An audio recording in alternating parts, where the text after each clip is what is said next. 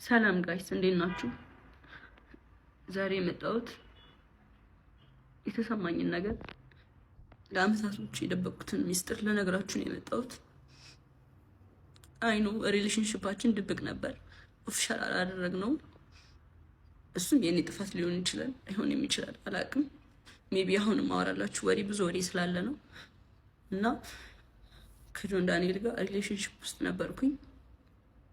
ግን ሪሌሽንሺፕ ውስጥ ሆነን ጸባችን ነበር የሚበዛው። በጣም ነበር የሚያሰቃይኝ፣ በጣም ነበር የሚመታኝ፣ በጣም ነበር የሚያስፈራራኝ።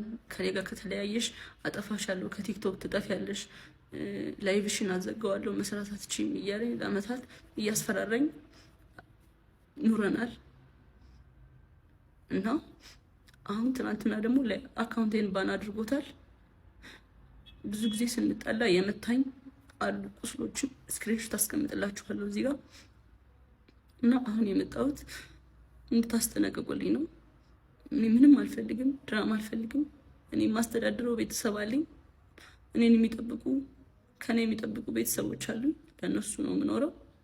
እና እንዲያልፍልኝ ለእናንተ መናገር እፈልጋለሁ። እና አመሰግናለሁ። አካውንቴ ባን ሆኗል። ከዚህ በፊት ዋርኒንግም ኑሮ ታያቅም ታውቃላችሁ።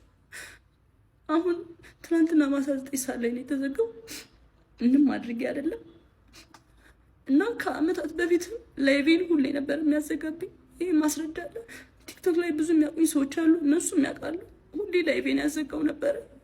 ሁሌ ነበር የምማጸነው፣ ለምንድን ነው ላይቬን የምታዘጋው እያልኩት። እና ስንጠላ በሱ ነበር የሚያስፈራራኝ። ላይቬን እያዘጋ ነበር የሚያስፈራራኝ። ምንም አታመጭም እያለኝ። ይሄንን እናቱም ታውቃለች፣ እህቱም ታውቃለች፣ ሁሉም ቤተሰቦቹም ያውቃሉ እኔን አቢዩዝ እንደሚያደርገኝ። እና አሁን የመጣሁት በቃ እንዲጠነቀቅልኝ፣ እንዲያርፍልኝ፣ እንድታሳርፉልኝ ነው። አመሰግናለሁ።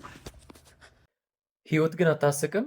ጆን ዳንኤል በዚሁ ሳምንት የወሩ ምርጥ ቲክቶከር ማለትም የወሩ ምርጥ ቅልብ ተብሎ ተሸልሞ ነበረ። ዛሬ ደግሞ የምንሰማው ቲክቶከር ጃኒ ከሱ ጋር በነበረችበት ሰዓት ላይ እንደሚያሰቃያት፣ እንደሚደበድባት፣ ልክ ቀነኒ ላይ እንደሚደርሰው አይነት ጉዳት እንደሚያደርስባት ተናግራለች። ኦፍኮርስ ከአንድ ሰው ብቻ ሰምተን ነገሩን ጀጅ አናደርግም። ጆን ዳንኤልም የሚለውን ነገር እንሰማለን። ነገር ግን ይሄ ነገር እውነት ከሆነ ጃኒ ላይ እንደዚህ አይነት ነገር ሲያደርስባት ከነበረ የሁለቱም አድናቂ ባልሆንም ከተበዳይ ጎን ለመቆም ምንጊዜም ዝግጁ ነኝ። ስለዚህ ጃኒ አይዞን፣ ነገሩ እንዳልሽው ከሆነ በመረጃ በማስረጃ ተረጋግጦ አሁን ደረሰብኝ ያልሽውን ነገር ሲያደርስብሽ ከነበረ ሁሉን ነገር በህግ እንጠይቃለን። ጆን ዳንኤል ነገሩን በጊዜ ግልጽ ብታደርግልን የተሻለ ይመስለኛል። ተገናኝታችኋል? ያልካት ነገር አለ? አረ የለም፣ ምንም የለም። አካውንቷን አንተ ነው ያዘጋኸው? አረ እኔ በምን አቅም ዝም ብሎ እኮ ደደብ ሰው እኮ ነው እንደዚህ የሚያስበው እኮ። እሺ አሁን ምንድን አሁን ይኸውልህ እኔ ላይቭ ላይ ነበርኩኝ። አሁን አይዶን ነው አላውቅም፣ እሱን አላውቅም። ጆዬ ልንገርህ፣ አሁን ላይቭ ላይ ነኝ እኔ ኦንላይን ሆኜ ቲክታክ ላይ አይ ቲንክ ጃኒ ገብታ አካውንቷ ተዘግቶባታል። አካውንቷ ተዘግቶባታል አይደለ? ቤተሰብ አካውንቷ ተዘግቶባታል። አዎ አካውንቷ ተዘግቶባት ላይቭ ላይ ገባች። ላይቭ ላይ ደግሞ እኔ እንጃ አይሮን ነው ሪከርድ የተደረጉ ቪዲዮዎች እያየው ነው ጆዬ። አሁን አንተ ፕሮግራም ላይ እንደሆንክ አውቃለሁ። አጠገብህ ስልክ ካለ ግን ግባና ቼክ አድርግ። አሁን ግባና ቼክ አድርግ። አንተ ግን ይህንን የቀነኒን አባት ቪዲዮ ካየው በኋላ የእውነት ሼም ነው የያዘኝ። በሞላ ቲክቶከር፣ በሞላ ዩቲዩበር፣ በሞላ አርቲስት፣ በሞላ ሶሻል ሚዲያ ኢንፍሉዌንሰር ይህ አባት የልጁን ደም የልጁን ፍትህ ለመጠየቅ በራሱ በቲክቶክ መጣ። ማንም ሰው ስለሷ እያወራ አይደለም። ማንም ሰው ፍትህ እየጠየቀላት አይደለም። ኢቭን ጓደኞቿ እንኳን ኢቭን ከእሷ ጋር ሲስቁ፣ ሲጨፍሩ፣ ሲዝናኑ የነበሩት እንኳን ዝምታን ነው የመረጡት። ፍትህ የሚለውን ተዉት። እዚህ ጋር መጥተው ሐዘናቸውን ሁላ አልገለጹም። የዚህ ሁሉ ምክንያት ደግሞ ምንድን ነው? ተጠርጣሪው አርቲስት አንዷለም ጎሳ መሆኑ ብቻ ነው። ሌላ ሰው ቢሆን ታዋቂ ሰው ባይሆን ይህኔ እየተንጋጉ እየተዳፉ ነበር የሚመጡት። እዚህ ጋር ፍትህ ስንል ፍትህ ስንጠይቅ አርቲስት አንዷለም ጎሳ ይገደል፣ ይሰቀል፣ ይታሰር የሚለው አይደለም። ይህ ሰው ከደሙ ንጹህ ከሆነ ወንጀሉን ያልፈጸመ ሰው ከሆነ ያለ ስሙ ስም እንዲሰጠው ያለ ስራው እንዲሰራ ተብሎ መጥፎ ነገር እንዲለጠፍበት አንፈልግም። ነገር ግን በዚህ ወንጀል ላይ ተሳታፊ ከሆነ እጁ ካለበት ፍትህ እንፈልጋለን። አይደለም አርቲስት ለምን ጳጳስ አይሆንም? ለምን መንግስት አይሆንም? ስለዚህ አሁን የምንጠይቀው ምንድን ነው? ፖሊስ እውነቱን አጣርቶ እውነቱ ጋር ደርሶ የተደረገው እንደዚህ ነው ብሎ ትክክለኛ መረጃ እንዲያደርሰን እንፈልጋለን።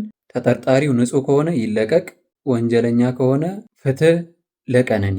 ዛሬ ሰኔ 23 10 ሰዓት አካባቢ ነፍሷን ይማርና ቀነኒ አዱኛ ስትጠቀምበት በነበረው ቲክቶክ አካውንት ላይ ይሄኛው ፎቶ ተለቆ ነበረ። እንደምትመለከቱት የራሷ የቀነኒ አዱኛ ፎቶ ነው። ፊቷም ያስታውቃል። አንገቷንም ካስተዋላችሁት ከዚህ በፊት አስራው የነበረው መስቀል በደንብ ይታያል። አሁን ላይ ፍትህ ስንጠይቅ ጣታችንን አንዷለም ጎሳ ላይ እየቀሰረን አይደለም።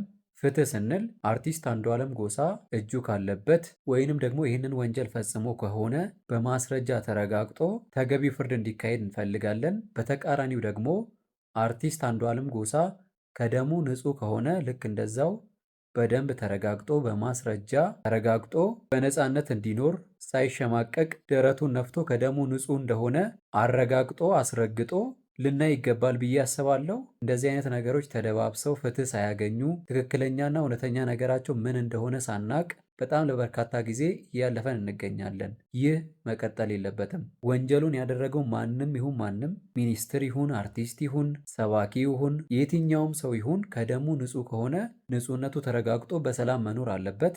እጁ ካለበት ደግሞ ተገቢው ፍርድ ሊካሄድ ይገባል። ከትናንት ወዲያ የተለቀቀውን የቀነኒን ፎቶ አይታችሁ እሷ አይደለችም፣ እሷን አይመስልም፣ የሌላ ሰው ፎቶ ነው ብላችሁ ስትከራከሩ የነበራችሁት ሰዎች እሺ ይሄኛውን ቪዲዮ አያችሁት፣ ደስ አላችሁ? አሁን ሳመናችሁ?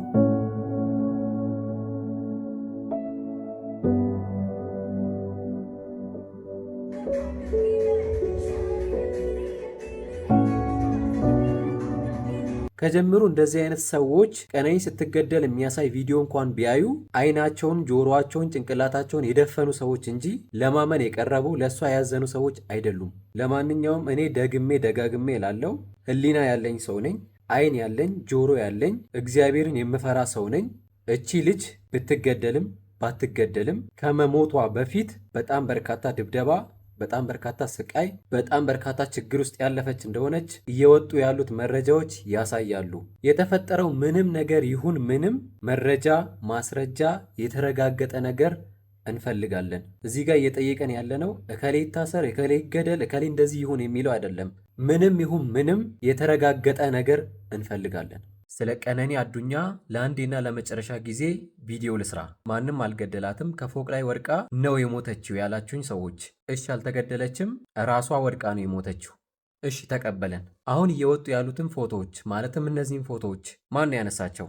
ራሷ ቀነኒ አዱኛ አይደለም? ከመሞቷ በፊት የነበሩ ፎቶዎች ናቸው እነዚህ። ስትሞት ፖሊስ ያነሳት ፎቶዎች አይደሉም። ያ ማለት ከመሞቷ በፊት እነዚህ ጥቃቶች ሲደርሱ ነበር ማለት ነው አይደለም? እነዚህ ፎቶዎችስ ወድቃ ነው? ከግድግዳ ጋር ስትጋጭ እንደዚህ ሰልፊ ተነስታ ነው? ራሷን እንደዚህ በቦክስ መታ ነው? ራሷን እየቧጨረች እንደዚህ ሰልፊ ተነስታ ነው? አይኗን አይታችኋል? ሁለቱንም እዚህ ጋር አይታችኋል? እንደዚህ የተቦጨረውን ከንፈራውን አይታችኋል? ኤቭሪ ሲንግል ፊቷ የመውደቅ ሳይሆን የመጋጨት ሳይሆን በሌላ አካል ጥቃት እየደረሰባት እንደነበረ የሚያሳዩ ነገሮች ናቸው። ባለቤቷ ነው አደለ? አያቅም ይህንን ነገር? ሌባ ደበደባት ሊለን ነው? ወድቃ ነው ሊለን ነው? እሺ እንደዛስ ከሆነ ለምን በፊት አልሰማንም? እንደምታውቁት እያንዳንዱ ቲክቶከር፣ ዩቲዩበር፣ ሶሻል ሚዲያ ኢንፍሉዌንሰር የሆነ ጥቃት ቢደርስበት ማለትም ሌባ ቢደበድበው ወደዚህ መጥቶ ጋይስ ተጠንቀቁ፣ ዛሬ እኮ ሌባ እንደዚህ አግኝቶኝ ደብድቦኝ እንደዚህ አድርጎኝ ነበር ብለው ፖስት ያደርጋሉ። ኢቨን ቢወድቁ እንኳን ጋይስ ተጠንቀቁ፣ ደረጃ ስትወርዱ እንደዚህ ስታደርጉ ተጠንቀቁ፣ እኔ እንደዚህ ሆኛለሁ ብለው ፖስት ለማድረግ ማንም አይቀድማቸውም። ነገር ግን ይሄ ነገር ዝም የሚባለው ፖስት የማይደረገው ፎቶ፣ ቪዲዮ፣ ሁሉም ማስረጃ ወደ አደባባይ የማይወጣው ምን ሲሆን ነው? ጥቃት የሚያደርሰው ሰው በህይወት ካለ ይሄ ፎቶና ቪዲዮ የሚወጣ ከሆነ ሌላ ችግር የሚያደርስ ከሆነ ብቻ ዝም ጭጭ ይባላል። ለዛም ነው ቀነኒ አዱኛ ዝምታን የመረጠችው። እነዚህ ፎቶና ቪዲዮ ከመሞቷ በፊት ያልታዩት ሌላ ችግር እንዳይደርስ በሚስጥር ስለተያዙ ብቻ ነው። እኔ ደግሜ ደጋግሜ ላለው እቺ ልጅ ከመሞቷ በፊት በጣም በርካታ ስቃዮች ሲደርሱባት ነበረ። ለዚህ መልስ እንፈልጋለን። ባለቤቷም ይሁን ጠበቃውም ይሁን ህጉም ይሁን ወደዚህ መጥቶ እቺ ልጅ ከመሞቷ በፊት ምን ሆና እንደዚህ እንደሆነች ግልጽ ሊያደርግልን ይገባል። ብቻ የፈለጋችሁትን በሉ። ወደዚህ ሚዲያ ውጡና እቺ ልጅ በሌባ ተደብድባ ነው፣ እቺ ልጅ ወድቃ ነው እንደዚህ የሆነችው ብላችሁ ተናገሩ። ምንም ይሁን ምንም ብቻ እስቲ ወታችሁ ተናገሩ። ከመሞቷ በፊት ለምንድን ነው ፊቷ እንደዚህ የሆነው?